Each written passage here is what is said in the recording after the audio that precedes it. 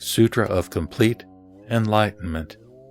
Chapter 12, The Bodhisattva of Complete Enlightenment.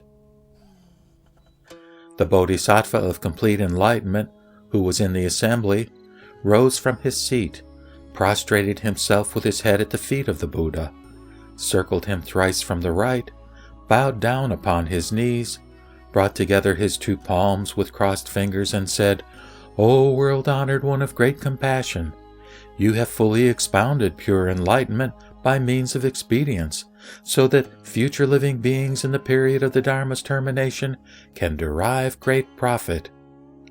World-honored one, we are now awakened after hearing your teaching.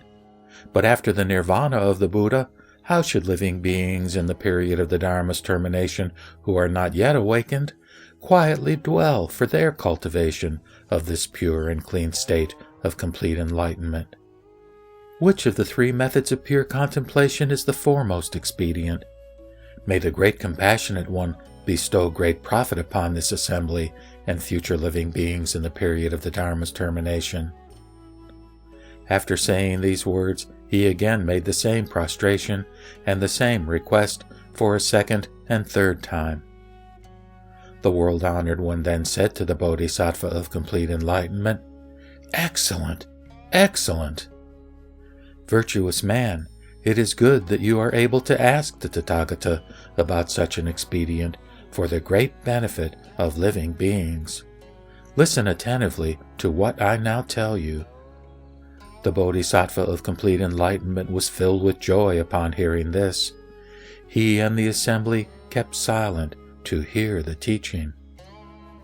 The Buddha said, "Virtuous man, whether during the time the Buddha appears in the world, or after his nirvana, or in the period of the Dharma's termination, living beings endowed with the Mahayana nature, who believe in the Buddha's great profound mind of complete enlightenment and wish to cultivate it, should, if they stay at a monastery, do so after providing accommodation for fellow practicers, and if they live outside, should practice meditative study according to prevailing circumstances, as I have already taught. If they are not prevented by hindering causes, they should establish themselves in a Bodhi mandala and fix time limits for their dwelling in purity, 120 days for a long period, 100 for a medium, and 80 for a short one. Whenever the Buddha appears in the world, they should hold the right thought of him, and after his nirvana they should worship his image and concentrate their minds and faculty of seeing on it, in order always to hold the right thought, as if he was still on earth. Then they should make offerings of banners and flowers, and within the first 21 days make obeisance to the Buddhas in the 10 directions of space, calling their names, and sincerely repent of and confess to their sins. They will see auspicious states, will experience a lightness of body and mind, and will feel at ease. After these 21 days, they should continue to control their thoughts. If the time coincides with the beginning of a summer retreat, the latter's 3 months of tranquil dwelling should be used for the Bodhisattva pure abiding, in which they should keep from Shravakas and avoid being served by followers of Hinayana. When the tranquil retreat begins, they should repeat before the Buddha, quote, "I am a bhikshu, or bhikshuni, or upsaka, or upsika, called so-and-so, a rider in the Bodhisattva vehicle, a practicer of still and passionless conduct for entry into pure and clean reality, wherein great complete enlightenment is my temple. My body and mind abide comfortably in samatha jnana, and the nirvanic self-nature is free from all attachments. I now respectfully ask that instead of relying on Shravakas, I be allowed to stay with all the Tathagatas in the 10 directions of space, and with great Bodhisattvas during the next 3 months, so that I can cultivate a Bodhisattva's unsurpassed, wonderful, profound enlightenment. Because of this great cause, I do not take my disciples along with me." Virtuous man, this is a Bodhisattva's tranquil retreat.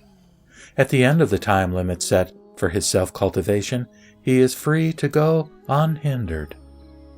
Virtuous man, in the period of the Dharma's termination, future living beings who practice self-cultivation in quest of bodhisattvahood should, during their tranquil retreat, be heedless of all states, that is, visions, about which they have not heard from the Buddha. Virtuous man, in their practice of samatha, if they first concentrate on utmost stillness by stopping their thinking, the utter stillness will beget awareness, or bodhi. In this stillness, the awareness, first realized in a body, will spread to a whole universe. Virtuous man, if it pervades one whole universe, and if in this universe there is a living being who gives rise to a thought, they will all be aware of it. Likewise, when it spreads to 100 and 1,000 universes, the same condition will prevail. However, they should be heedless of all states about which they have not heard from the Buddha. Virtuous man, if living beings practice samapati, they should first think of and remember the Tathagatas in the 10 directions of space and the Bodhisattvas in all universes, and rely on all Dharma doors to enlightenment, which they should pursue gradually. In their laborious toil to attain Samadhi, they should take and carry out great vows, thus culminating in self-sublimation and crystallization of the holy seed. However, they should be heedless of all states about which they have not heard from the Buddha. Virtuous man, if living beings practice dhyana, they should first follow the method of counting by means of which their minds will know clearly the exact order of the creation, existence, and annihilation of each thought. They will thus preserve this clear knowledge of every thought while walking, standing, sitting, and lying, until, by advancing gradually further, they will discern clearly a drop of rain in 100 and 1,000 worlds, as if they see distinctly with their own eyes an object used by them.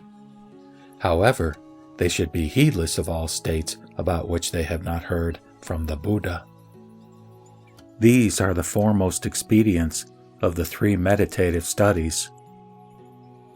If living beings practice all these 3 meditations energetically and diligently, they will be Tathagatas appearing in the world. In the period of the Dharma's termination, if living beings of dull roots fail in their quest of Tao, this is because of their karmic obstructions.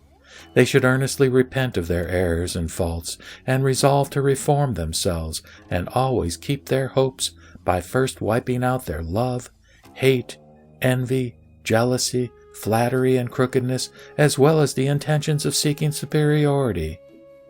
Then they should practice either one of 3 meditations, and if they fail, they should try another one, and train with determination and fervent hope of gradual realization.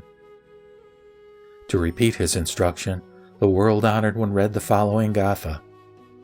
Complete enlightenment, you should know that all living beings in search of the path supreme should choose one of 3 periods, repenting their timeless karmas. After the first 3 weeks, the right thought should they hold. States of which they have not heard should not be grasped. Samatha leads to stillness. Samapati is right remembrance. Dhyana is achieved by counting. These 3 are pure contemplations. Those who practice them with diligence are Tathagatas on earth. Those of dull roots who in their practice fail should earnestly repent of faults committed since time without beginning. If all obstructions are removed, the Buddha stage appears.